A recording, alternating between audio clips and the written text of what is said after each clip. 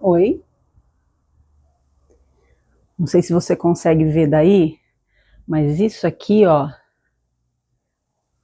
são menos essa aqui, aqui de baixo, são fotos de família. Algumas das muitas que poderiam estar aqui, uma pequena parcela de fotos de família. E eu achei isso uma boa introdução para comentar que as vozes que falam na nossa cabeça, que a gente frequentemente atribui aos nossos próprios pensamentos, nossas próprias ideias, nossos próprios conceitos de algo, são com frequência vozes ancestrais.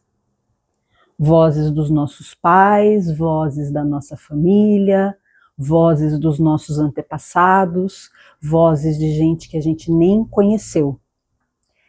Essa verdade que é frequentemente reforçada e sustentada também pela cultura, né? Porque muitas vezes a cultura na qual a gente vive casa com essas vozes familiares, ancestrais dos nossos pais. Essas vozes, elas guiam o nosso entendimento, pelo menos num estágio assim bem inicial, elas guiam completamente o nosso entendimento. Muito pouco daquilo que a gente atribui como sendo o nosso pensamento, né, a nossa percepção, aquilo que a gente fala, não, eu acredito nisso. Né? Você pode pensar diferente, mas eu acredito nisso. Ou eu sou assim.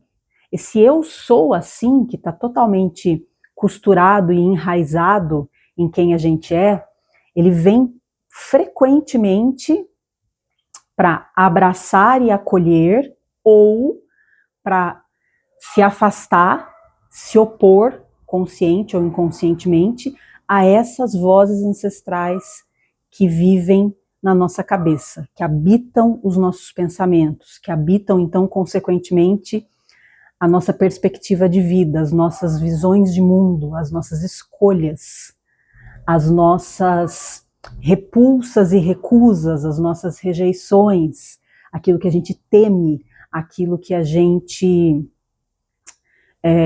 detesta, aquilo que a gente toma como algo natural em nós, às vezes até como vocação natural. Né? Uma vocação natural pode ser a voz leal dessa ancestralidade falando dentro de nós e nos guiando a fazer escolhas baseado naquilo que a gente não sabe ainda conscientemente, mas é aquilo que o nosso sistema familiar espera de nós e espera que a gente seja, para que algumas coisas nessa linhagem, nesse clã, nesse sistema familiar, possam continuar sendo sustentadas. É só a hora que você começa a mergulhar no seu próprio processo da busca de si, mas não aquele si pequenininho, o que você acha que é o si inteiro, integral, real, né, que vem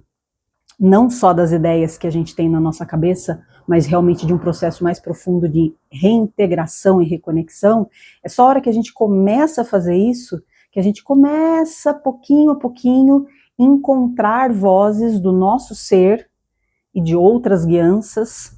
que estão aí sim, muitas vezes pela primeira vez na nossa vida, depois de muito tempo, falando de um outro lugar que não só uma repetição, que também pode ser muito maravilhosa, também pode ser algo que a gente quer sim, conscientemente sustentar e manter na nossa vida, porque também funciona para a vida e para o nosso desenvolvimento pessoal, né? Mas aí a gente pode sim encontrar essas vozes outras, tanto a do nosso ser, quanto a de outras guianças e outras orientações, que muitas vezes o nosso clã, a força do clã, e aí eu não estou falando de uma pessoa específica, eu estou falando de uma força ancestral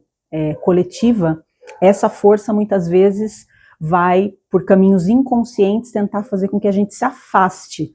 tanto da nossa voz, da voz desse nosso ser, quanto de outras guianças que não a das vozes ancestrais, porque aí coisas vão se romper, caminhos vão se transformar, tradições não serão mais mantidas, ideias do que é visto pelo nosso clã muitas vezes como oponente, que é todo esse coletivo de pessoas que está fora da nossa linhagem, vão ser abraçadas muitas vezes. Então aí a gente começa a traçar esse caminho de atravessar uma ponte, sem deixar de ser o nosso clã, porque somos e sempre seremos, mas podendo sim aí tomar consciência e tomar vivência e integrar outras possibilidades.